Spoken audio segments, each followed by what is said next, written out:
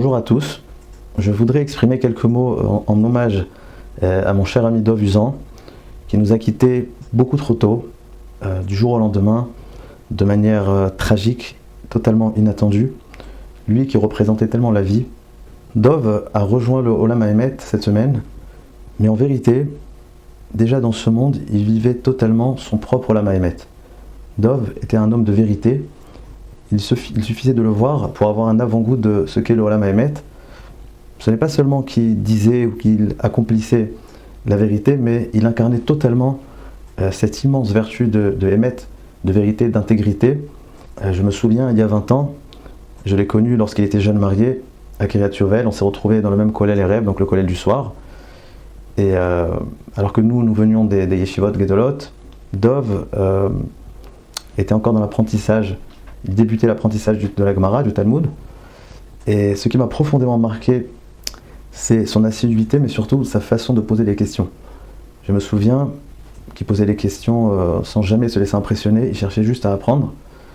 Et il allait jusqu'au bout, il ne se laissait pas, comme je disais, impressionner. Je me souviens encore qu'il était venu plusieurs fois nous poser des questions, et lorsqu'il voyait que c'était pas assez clair à ses yeux, ou c'était un petit peu hésitant, eh bien ça lui arrivait plusieurs fois de dire, écoute, revois le passage, et je reviendrai, je repasserai. Mais à aucun moment, avec une certaine arrière-pensée, c'était toujours avec un sourire bienveillant, avec tout simplement, comme je disais, une véritable recherche de vérité. Il n'y a rien qui l'arrêtait lorsqu'il voulait comprendre pour de vrai.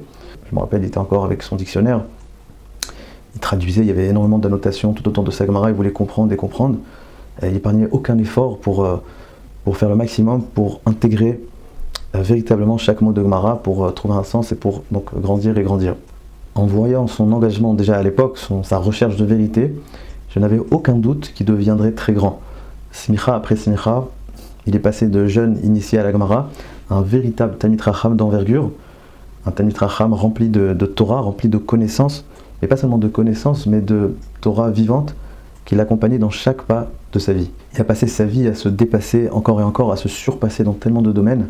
Je me souviens un jour, j'ai remarqué qu'il priait tous les matins en net.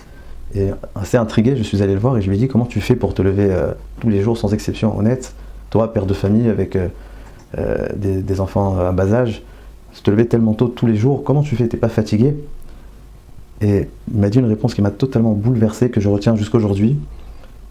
Déjà dans son regard, il me comprenait même pas, et puis il me dit, écoute, si le net c'est le top, je vois même pas la raison de pas le faire. Et je me souviens, j'essayais de comprendre, mais tout simplement, pour lui, c'était une évidence. C'est-à-dire que si la Torah nous l'ordonne, nous l'enseigne, et que c'est le meilleur niveau de prix honnête, il n'y a même pas de question. C'est même pas une question, c'est la base. Je me souviens que j'étais bouleversé de voir le ton tellement naturel avec lequel il m'a donné cette réponse, sans aucune trace d'autosatisfaction, de tzidkut, rien du tout. Pour lui, c'était une évidence. Et toute sa vie, il vivait comme ça les mitzvot. Chaque mitzvah, pour lui, c'est que si la halakha nous le dit, il n'y a aucun débat. Si la halakha nous dit que il y a un hidour, il y a un lechatrila, etc. Pour lui, c'est le béaba, c'est une évidence. C'est pareil, quand chaque année, je l'appelais, je le sollicitais pour notre campagne de soutien du kollel. Et chaque année, année après année, il nous aidait très généreusement, certainement au-dessus de ses moyens, pour un jeune avraire avec une famille.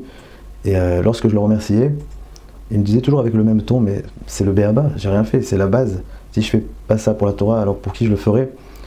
Il me disait, je ferai toujours le maximum pour la Torah. Et moi, je sentais toujours renforcé, j'étais toujours impressionné par son naturel. On avait l'impression qu'il vivait face à Dieu, face à Hachem. Pour lui, tout est évident. La tzedaka, les mitzvot, prier honnête, c'était assez incroyable. Chez Dov, il n'y avait jamais de relâche. Il n'y avait pas vacances, le zman, etc. Pour lui, il était toujours face à Hachem. Il avait une conscience aiguë que chaque moment de la vie, il est face à Hachem. Et donc, il vivait pleinement le moment présent. Il vivait sa Torah, les Tariag mitzvot, vraiment à chaque moment, exactement la même chose. Dov a passé sa vie à se surpasser, vraiment à dépasser, à relever des défis. Et il a fait des smichot après smichot, etc. Et des tas de choses, beaucoup de chesed. Mais ce qui est assez incroyable, c'est qu'il n'a jamais essayé de devenir quelqu'un d'autre, il est toujours resté lui-même. C'est resté le même Dov que je connais depuis 20 ans. Bien entendu, c'est devenu un Talmid Chacham, etc., etc. Mais c'est le même Dov, avec toujours la même douceur, énormément de bienveillance, jamais un mot déplacé, jamais un mot de travers. Il était aimé de tous. Alors essayons de suivre ses traces, d'adopter cette incroyable mida de Emet face à Hachem, Emet face à soi-même, qui est la clé pour donner un véritable sens à chaque pas de notre vie. Arrêtons de regarder à droite, à gauche, regardons droit devant, faisons uniquement ce qu'Hachem attend de nous. Qu'Hachem envoie une immense consolation à toute la famille. Yéhi Zecho Baruch.